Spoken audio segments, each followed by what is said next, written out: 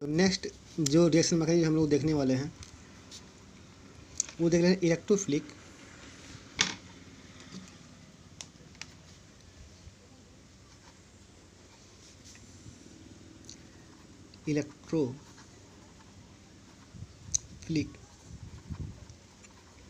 Substitution reaction. देखो substitution reaction में हम लोगों ने 3 तरीके के शुरू में देख लिए थे। जो न्यूक्लियोफिलिक था, न्यूक्लियोफिलिक सब्स्टिट्यूशन रिएक्शन और फ्री रेडिकल का, वो सब हमने इसमें डिस्कस कर लिया। नेक्स्ट हमारा है इलेक्ट्रोफिलिक सब्स्टिट्यूशन रिएक्शन। अब कोई electrophile that means E plus कोई आएगा और वो क्या होगा, कनेक्ट होगा। देखो ये वाला जो रिएक्शन है वो हमेशा ही एरोमेटिक रिंग के साथ देखा जाता है, इलेक्ट्रोफिलिक सब्स्टिट्यूशन रिएक्शन, ठीक है, हमेशा ही, क्योंकि एक इलेक्ट्रोफाइल बेंजीन रिंग से कनेक्ट होता है सी ऑफ इलेक्ट्रॉन से, ठीक है। तो चलो देखते हैं कैसे होता है।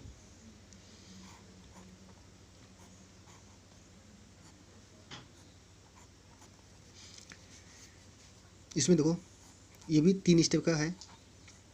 ई प्लस सबसे पहले क्या होता है कि ये डबल बॉन्ड इस ई पे अटैक करता है, ई प्लस पे। देखो केमिस्ट्री में ऐसा है कि हमेशा नेगेटिव को, चाहे वो NU माइनस हो, यही अटैक करता है, चाहे वो लोन पेयर हो, तो इसी से हम लोग अटैक करते हुए दिखाते हैं। कभी भी प्लस वाले को नहीं कहते कि भैया तू जाके अटैक कर, कोई जरूरी नहीं है ऐसा, बस एक प्रचलन चला आया है केमिस्ट्री में, ऐसा माना गया है, ऐसा चलता है, हमेशा ऐसा ही माना गया है कि नेगेटिव या डबल बॉन्ड जो है, देखो यहाँ पे ये लोन पे, यहाँ पे 2 इलेक्ट्रॉन है, अब ये नेगेटिव पार्ट बन गया, यही क्या किया, जाके अटैक किया इस इलेक्ट्रोफाइल पे, ठीक है। कभी हम लोग उल्टा नहीं करेंगे, ई प्लस को कभी नहीं लेंगे, हमेशा माइनस वाले को, चाहे लोन पेयर हो, चाहे एग्जैक्ट नेगेटिव चार्ज हो, चाहे डबल बॉन्ड हो, उसी को हम ले जाएंगे, क्या करना है, अटैक कराने के लिए, ठीक है। तो देखो क्या बनेगा इससे, इससे बनेगा कुछ इस तरह से। मान लो कि डबल बॉन्ड यहाँ पे था, यहाँ बीच में, तो मैंने उसको तोड़ दिया इस तरह से, तो यहाँ माइनस आएगा और यहाँ पे क्या आ जाएगा, प्लस। तो जहाँ प्लस आया वो तो ऐसे ही रहा, और जहाँ माइनस आया वहाँ पे मैंने क्या कर दिया, इलेक्ट्रोफाइल को जोड़ दिया, ठीक है। ये प्लस था तो इलेक्ट्रॉन पा गया, इलेक्ट्रॉन यहाँ के जो दोनों इलेक्ट्रॉन थे वो रोटेट करके इसके पास आ गए, तो ये क्या हुआ, सेटिस्फाई होगा। अब देखो एक डबल बॉन्ड यहाँ पे था जो टूट गया, प्लस, और यहाँ पे जुड़ गया माइनस पे, फिर कहाँ बचेगा, यहाँ डबल बॉन्ड था, फिर अल्टरनेट यहाँ नहीं रहेगा, फिर यहाँ पे डबल बॉन्ड रहेगा, फिर अल्टरनेट यहाँ पे नहीं रहेगा, और फिर कहाँ पे रहेगा, यहाँ पे रहेगा। समझ आई बात। तो पहले स्टेप में आपका ये होता है, इलेक्ट्रोफाइल क्या होता है, कनेक्ट होता है, और कुछ इस तरह का इंटरमीडिएट बना। अब ये जो इंटरमीडिएट है, आप ध्यान से देखो, तो ये इंटरमीडिएट आप इसके रेजोनेटिंग स्ट्रक्चर्स बना सकते हो, क्योंकि ये प्लस चार्ज जो है ज़्यादा स्टेबल है इसमें। क्यों, क्योंकि यहाँ पे देखो प्लस, सिंगल बॉन्ड और फिर डबल बॉन्ड, तो ये कॉन्जुगेशन में है, ठीक है। तो यहाँ पे रेजोनेंस पॉसिबल है, और रेजोनेंस अगर मैं इसके रेजोनेटिंग स्ट्रक्चर बनाऊँ तो देखो डबल बॉन्ड शिफ्ट कर गया यहाँ पे, तो एक रेजोनेटिंग स्ट्रक्चर बनेगा इस तरह से। क्या बना, यहाँ पे डबल बॉन्ड आ गया, प्लस चार्ज गायब हो गया, लेकिन ये प्लस यहाँ इस वाले कार्बन पे आएगा, क्योंकि ये जो डबल बॉन्ड थे ये टूट के यहाँ पहुँच गया। इस कार्बन ने तो कुछ पाया नहीं, ना ही कुछ खोया, डबल बॉन्ड तब भी था, और जब यहाँ बनेगा डबल बॉन्ड तब भी रहेगा। लेकिन ये कार्बन जो है अपना ये वाला इलेक्ट्रॉन यहाँ जो डबल बॉन्ड में इन्वॉल्व था उसको लूज कर दिया, वो यहाँ पे भेज दिया, तो इस पर कैसा चार्ज आ जाएगा, प्लस। तो ये प्लस चार्ज जो यहाँ पे था वो शिफ्ट होकर कहाँ पहुँच गया, इस वाले कार्बन पे पहुँच गया, और डबल बॉन्ड एक यहाँ पे रहा, और इलेक्ट्रोफाइल, ठीक है। क्या अब भी बन सकते हैं और भी रेजोनेटिंग स्ट्रक्चर, हाँ बन सकते हैं इसके।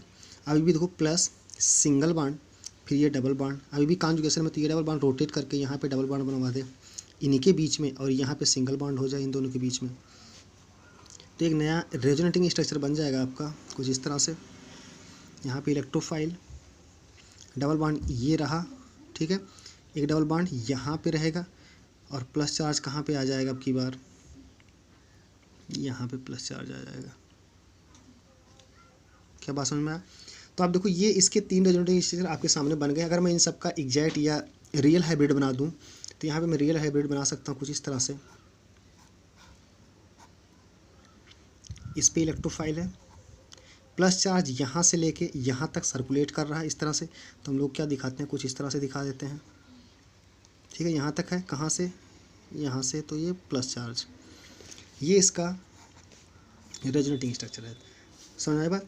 तो ये रहा पहला स्टेप। पहले स्टेप में क्या होता है, आपका एक इलेक्ट्रोफाइल इससे जुड़ता है, इलेक्ट्रोफाइल जुड़ गया। अब ये प्लस चार्ज जो हुआ वो सर्कुलेट करता रहता है जैसे कि हम देख रहे हैं, और कुछ इस तरह का रियल हाइब्रिड बनाता है वो, ठीक है।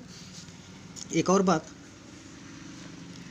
इसमें ये जो आपका था ये एरोमेटिक कंपाउंड है, एरोमेटिक, और ये क्या है आपका, ये है anti aromatic compound, anti aromatic.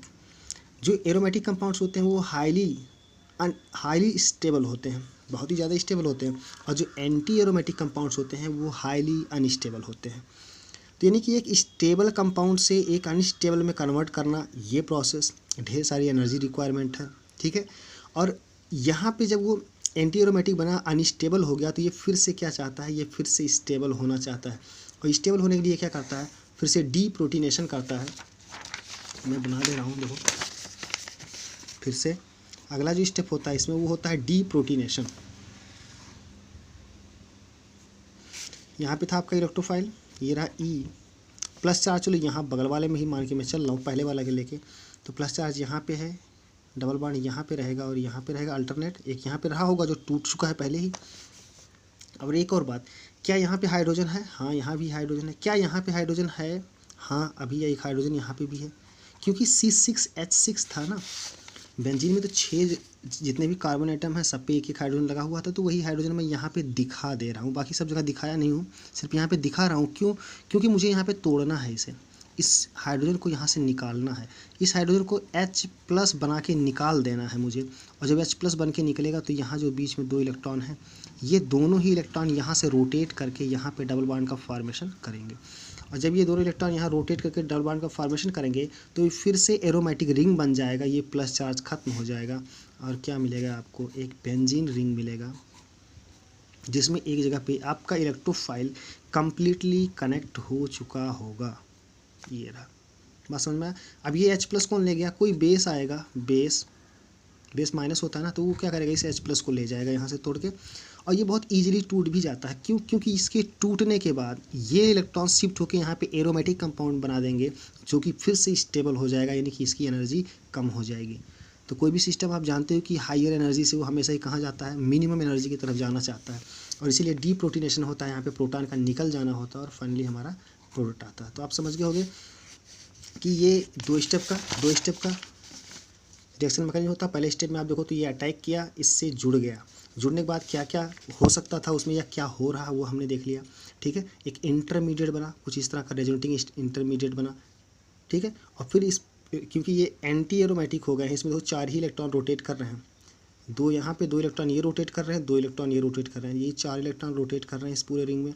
और इसीलिए जब 4 पाई इलेक्ट्रॉन्स का रोटेशन होता है तो उसे हम एंटी एरोमेटिक कहते हैं, और जब 4 पाई + 2 इलेक्ट्रॉनों का होता है तो उसे हम क्या बोलते हैं, एरोमेटिक बोलते हैं।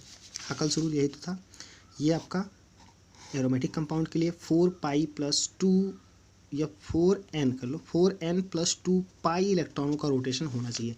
यहाँ पे 4n पाई इलेक्ट्रॉन्स का रोटेशन हो रहा तो एंटी होगा।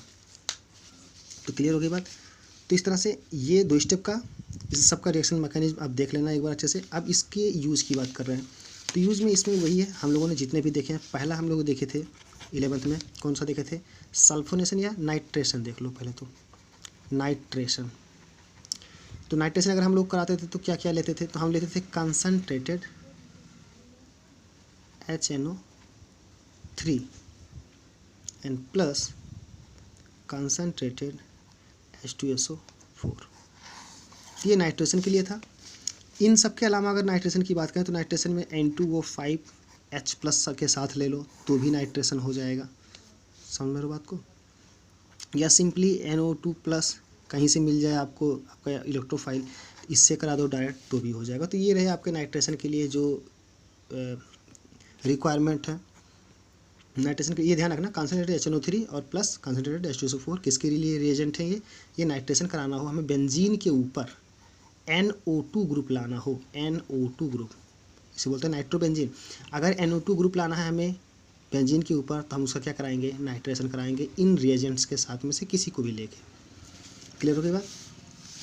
इसमें हमने देखा था कि कैसे जनरेट हुआ था हमारा इलेक्ट्रोफाइल, ये जो E+ हमने अभी कनेक्ट किया है, ये वाला ये E प्लस कहाँ से आएगा वो आप समझ गए होंगे कि नाइट्रेशन में NO2 प्लस कहाँ से आया। आप पीछे जाके चेक कर लो 11th क्लास के नोट्स में, मैं वहाँ पे करा चुका हूँ कैसे इसका जनरेशन किया गया है। ठीक है, यहाँ टाइम थोड़ा वीडियो लंबा हो जा रहा है ना, इसलिए दिक्कत हो रही है।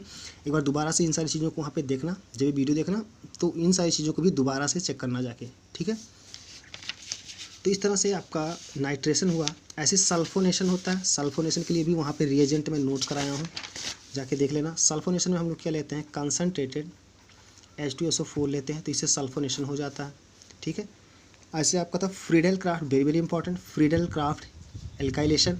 उसके लिए हम लोग क्या लेते थे, हम लोग कोई भी एल्काइल हैलाइड लेते थे RX करके, और साथ में क्या लेते थे, इसके साथ में AlCl3 लेते थे।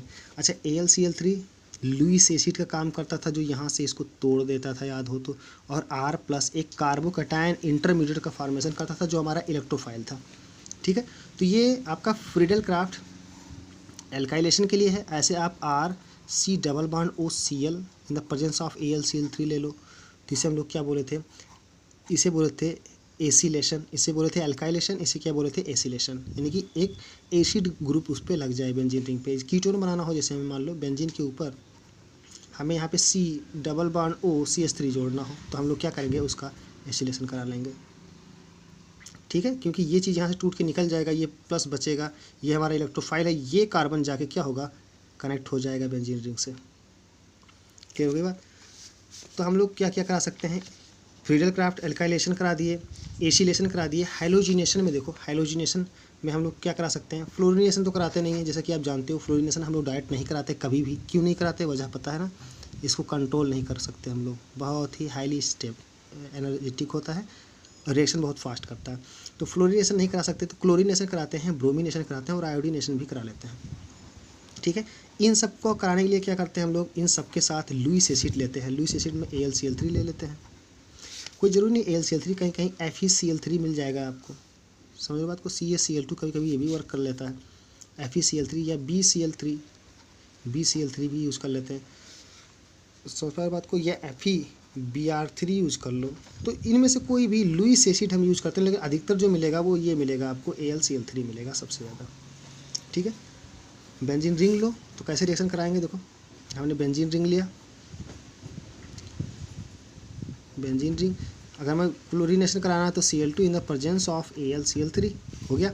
यहाँ से Cl+ टूट के मिलेगा हमें, जो हमारा इलेक्ट्रोफाइल होगा, यानी कि E+ का काम करेगा, और वही C+ क्या होगा, बेंजीन रिंग से कनेक्ट हो जाएगा, तो हमारा प्रोडक्ट आ जाएगा इस तरह से यहाँ पे Cl। क्लियर हो गई बात। तो इस पूरे रिएक्शन को हम लोग क्या बोलते हैं, इस पूरे रिएक्शन को ही हम लोग इलेक्ट्रोफिलिक सब्स्टिट्यूशन रिएक्शन के नाम से जाना जाता है। और ये पूरा का पूरा कंप्लीट सेट है इनका, जैसे ये नाइट्रेशन, सल्फोनेशन, एल्काइलेशन, एसिलेशन, ये सारी चीज़ें। ठीक है, तो आप आसानी से इनको कर सकते हो।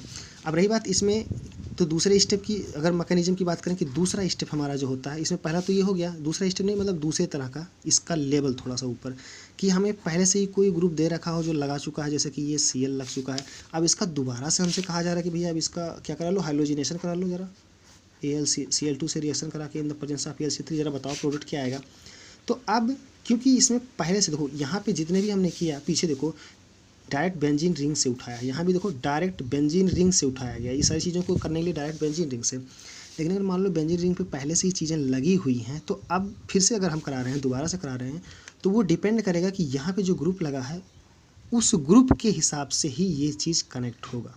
ये कनेक्ट तो होगा Cl+ ही, यहाँ से Cl+ मिलेगा हमें, इन दोनों से Cl+ मिलेगा, और ये Cl+ कहाँ कनेक्ट होगा, ये पोजीशन पे कनेक्ट होगा किसी, वो पोजीशन ये जो पहले से लगा हुआ है ये डिसाइड करेगा। समझ में आई बात। तो अगर ये +M ग्रुप है, जैसा कि आप जानते हो, अगर ये +M ग्रुप है, जैसे कि Cl+M ग्रुप है, OH अगर ये बेंजीन रिंग से यहाँ से कनेक्ट है, बेंजीन रिंग यहाँ से देखो बेंजीन रिंग नीचे कनेक्ट है, यहाँ भी बेंजीन रिंग, तो ये OH है या NH2 है, मान लेते हैं NH2, यहाँ से बेंजीन रिंग नीचे कनेक्ट है। ठीक है, तो ये सब के सब कैसे, या OCH3 ले लो, यानी कि यहाँ से ये वाला जो यहाँ से बेंजीन रिंग कनेक्ट है यहीं पे नीचे इधर, तो ये सब के सब कैसे एग्जाम्पल हैं, Cl, Br, I, ये सब के सब +M के एग्जाम्पल हैं। +M का मतलब जो अपने इलेक्ट्रॉनों को रिंग के अंदर भेजते हों, या जिसे आप क्या बोलते हो, एक्टिवेटर। तो यहाँ पे देखो Cl के पास लोन पेयर होता है, 3 लोन पेयर होते हैं क्लोरीन के पास, ये लोन पेयर वो रेजोनेंस के थ्रू रिंग के अंदर भेज सकता है इस तरह से।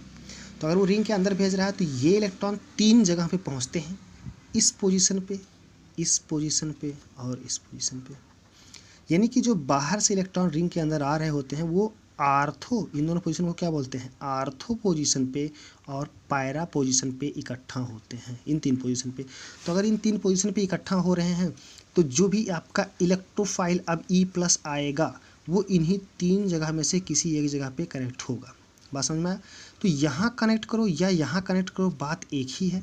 तो यहाँ कनेक्ट करके या यहाँ कनेक्ट करके एक प्रोडक्ट मिल जाएगा और साथ में प्लस एक और प्रोडक्ट आएगा, और वो कहाँ से आएगा, इस पैरा वाले से आएगा। यहाँ पे जब कनेक्ट करोगे Cl+ को, यानी Cl यहाँ कनेक्ट कर दोगे तो एक और प्रोडक्ट आ जाएगा। तो यहाँ से 2 प्रोडक्ट आपके मिल जाएंगे। कौन कौन से,